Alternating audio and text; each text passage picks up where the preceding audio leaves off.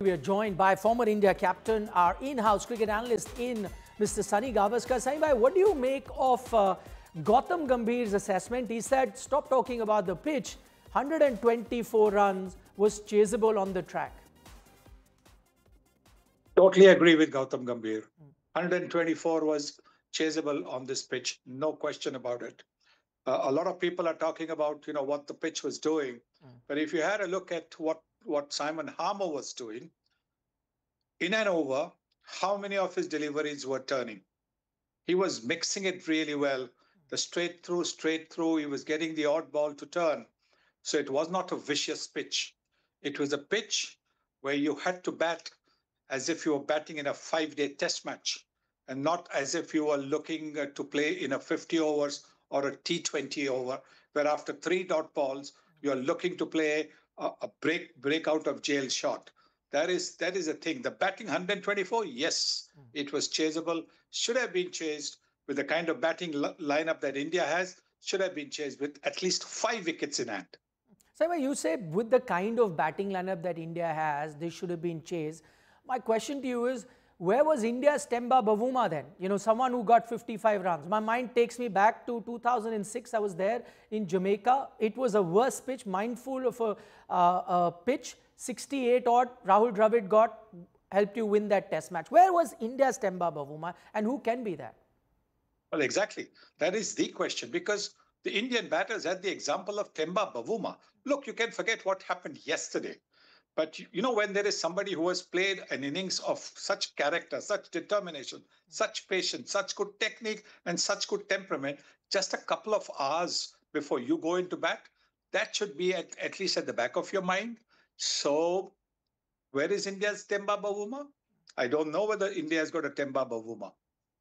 What has led to this situation there, Saima? I gave you an example of Rahul Dravid. I know that there was that infamous test match, 97, India failed to chase down 120, but I know that pitch was really, not worth batting on. It was up and down. Curtly Ambrose on top of his game. As you're saying, this pitch really wasn't that. What has contributed to a situation like this where you can't have a batter who can be grinding it out in the center?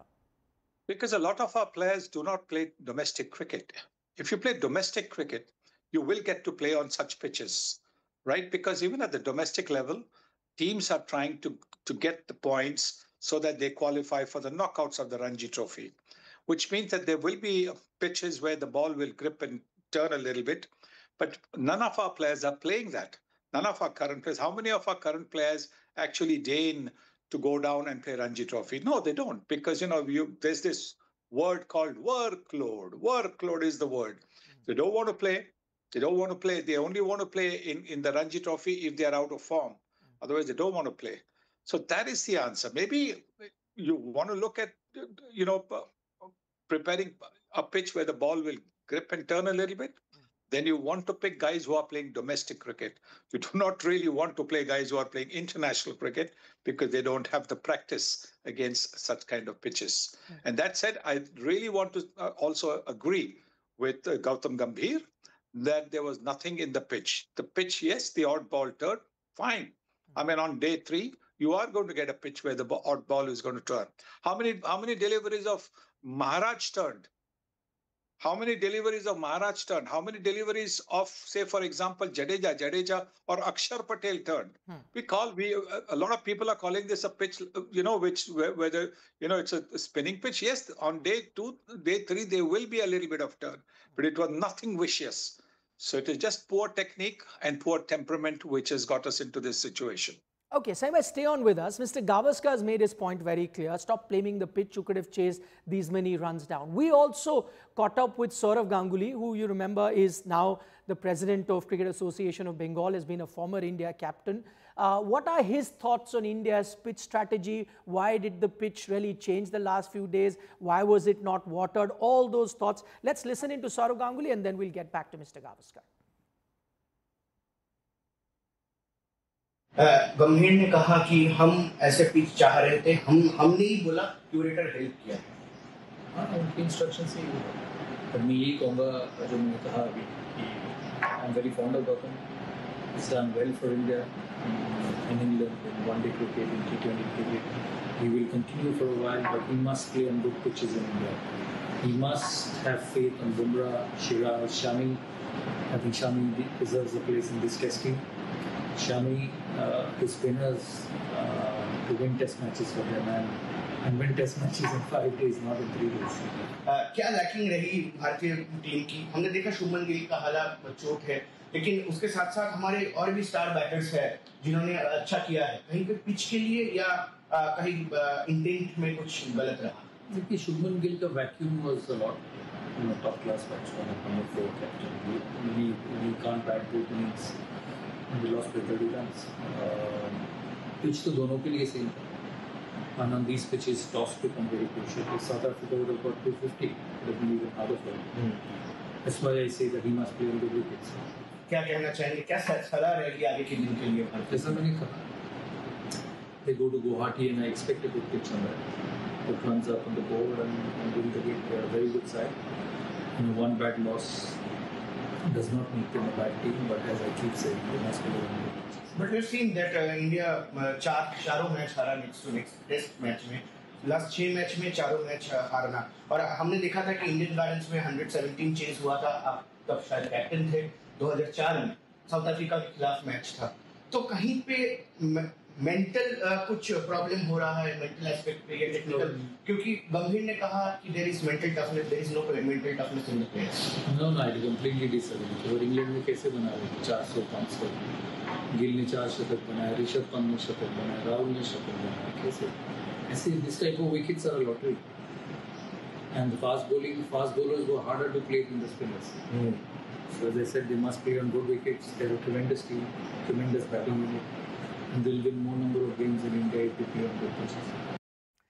Okay, we heard from Sourav Ganguly there saying that yes, on this pitch, India should have chased 124 down, but also has a different opinion where he says that one advice if I could give this Indian team, I'd say play on good pitches.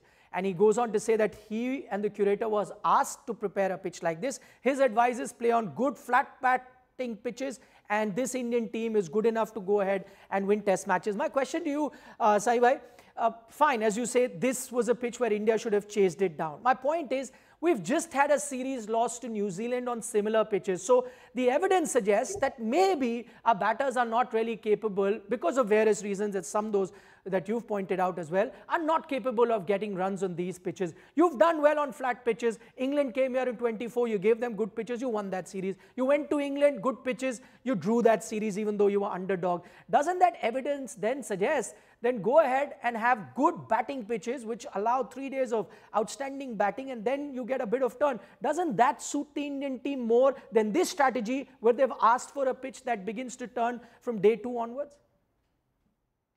I don't know what exactly the pitch was asked for.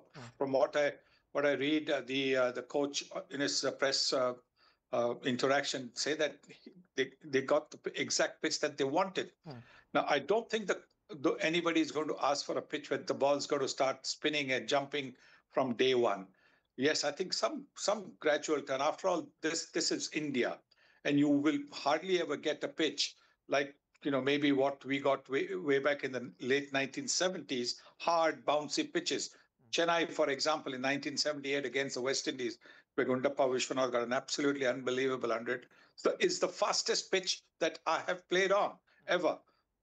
I mean, I played at Perth, Jamaica, Barbados, you name it, the Oval in England, and even the pitches in Australia, but no pitch was as quick as that Chennai pitch. So you want to make a pitch where it's an even balance. And that said, it's very, very difficult for any curator to get the exact balance right. So you really, want to leave the curator alone and let him make a pitch which he knows will last 4.5 to 5 days. That is the one that you want. And I think that would be the way to go. That, as you said, curator really wasn't left alone. He was asked to prepare a pitch like this. And that then takes me back to the question, Sai Bhai, that, we've seen on the evidence that we've seen good batting pitches, always giving you good results, turning tracks, really not working in your favor. And why is there a discrepancy there when West Indies, for example, comes? then we have good batting pitches. You know, Bangladesh will come, we'll have good batting pitches. Sri Lanka will come, we'll have good batting pitches. As soon as England or Australia or South Africa come, we end up with these sort of pitches. What do you think is the right way forward? We heard from Ganguly saying have good batting pitches for every team. Well, you know what happens at the IPL? No IPL franchise can influence the curator to prepare any kind of pitch. The curator is left absolutely alone. He can prepare a pitch, and he might, if he wants to, if he's a die-hard fan of the franchise, which is the home franchise, he might prepare a pitch which might suit the franchise's strength. But that said, I think it's always best to leave the curator alone, because he knows his job better than anybody else. You ask him to mix it up, add another cocktail, that can actually backfire, and so that is what you do not want to do. I mean, on the subject of these pitches, overall, forget what the result is and what India needs to do going forward. Don't you think these pitches where test matches end in 2.5 days hamper Test cricket in general? Now, that's a format that's struggling for survival. We saw a good crowd turn out at the Eden Gardens. I'm sure they expected a 5-day test match. Yes. Everybody wants a 5-day test match because that is what, the format of the game is. But let's not just blame, the Indian pitches, because, you've had pitches in Australia. When India went there, you've had pitches where 15 wickets have fallen, 17 wickets have fallen in a day. Nobody has said anything. Nobody has said anything. We always tend to make a big deal about, pitches where, you have 14, 15 wickets falling in a day. But you want a good test match, which is a good balance between bat and ball. And over the last maybe several years, we actually haven't had pitches where, there's a good balance between bat and ball. Looking back at that test match, I know what if is in the realm of, fantasy, but do you think the fact that India effectively played with 10 players versus 11, I know it's not anything of fault of the South African team that Shubman Gill gets injured, but the margin is so close, just 30 runs. You've played without one of your premier batter in both the innings because of an injury. Had he been playing, a different result? Yes, could very well have been a different result because, look, he's a wonderful batter. And not only is he a wonderful batter, when he gets going, the batter at the other end gets confidence. And that is the hallmark of, great players, is that they make batting easy for their partners as well. They take the load sometimes. They take, the better bowlers, play the better bowlers, show them how to play the better bowlers. And I think Gill's presence would have been the difference. But that said, again, like you said, there's no place for ifs and buts. That's just unfortunate about his injury. Hopefully he'll be all right pretty quickly and will be there to lead the Indian team's revival in Guwahati. Okay, we'll leave it at that, Mr. Gavaskar. Thank you so much for joining us. The latest update on Shubman Gill is that he will be traveling to Guwahati, but we don't know whether he'll be playing the game or not.